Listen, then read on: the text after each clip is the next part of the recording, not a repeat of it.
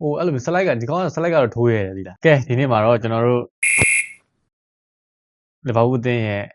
ဘယ်နောက်ခံလူဒီနေ့မှာအသက်ဝယ်ထားတဲ့ဟိုဘုံမောက်ကနေအသက်ခေါ်ထားတဲ့ကာကတ်ရဲ့စကေးလေးတွေကိုတွားကြည့်လိုက်မယ်နော်ဒီကောင်ဘုံမောက်မှာဘယ်လောက်ထိကောင်းခဲ့လဲဆိုတော့ကျွန်တော်တို့တစ်ချက်တွားကြည့်လိုက်မယ်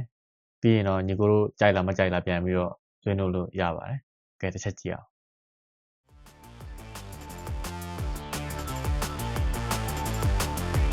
ဘုံမောက်ကတော့တော်တော်ကောင်းတယ်အဲ့နောက်ကတက်လိုက်ပြီးရတယ်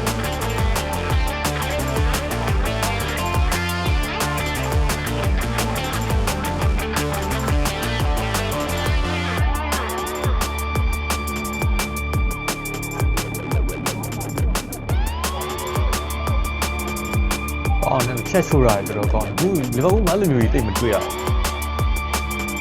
တွေ့လားအဲ့လိုမျိုးချိုးတယ်ရောဘလင်ဆန်တို့ပုံစံမျိုးပဲပေါ့နော်ကျွန်တော်လည်းအဲ့ဒါတော့တော်တော်ကြိုက်တယ်ဘုံမောက်မှာတော့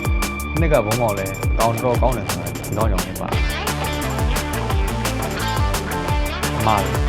ဝတ်တီဆက်ရတယ်တော့အကြမ်းပါနေကြာတာတော့လည်းကြာတယ်ပေါ့ဒီကောင်လည်းကြာတယ်တော့တော့တိုင်းအဲ့ဒါတခုတော့ကြိုက်တယ်တော့လည်းလောက်တယ်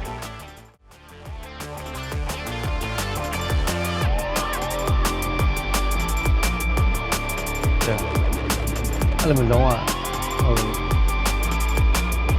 တွက်ပြရအောင်ဆိုတာဒါတော့ပါခံကြီးတဲ့မှာတွေ့ရခံရမယ်ချက်ထူတာလည်းတော့ကောင်းတယ်တွက်ပြရဒီအဲ့လိုချက်တာလေးပါညာတော့ဆက်နေတယ်အဲ့ဒါပုံမှန်တွေ့ရပေါ့ဒါပါစီဒီ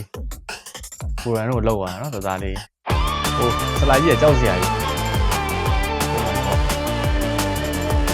အဲ့လိုစလိုက်ကဒီကောင်စလိုက်ကတော့ထိုးရတယ်ဒီကောင်ထိုးစလိုက်ကအားလုံးဆက်ဆက်ဆက်